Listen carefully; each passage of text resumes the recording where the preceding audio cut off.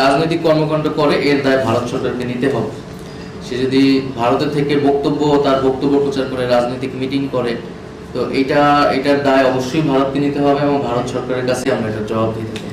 আর সর্বোপরি আমি বলবো যে আমরা মাঠে আছি, ফেব্রুয়ারি মার্চ ছাত্র জনতা মাঠে থাকবে, রাজপথ তাদের দখলেই থাকবে। ফলে আমাদের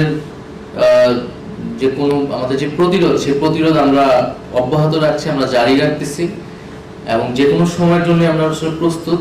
এখানে নানা ধরনের ফাটল, নানা ধরনের ভয় এবং আতঙ্ক আসলে ছড়ানোর চেষ্টা করতেছে। তো এই ধরনের ভয় আতঙ্ক দিয়ে আমাদেরকে আসলে পিছনে ফিরে নিয়ে যেতে পারবে না।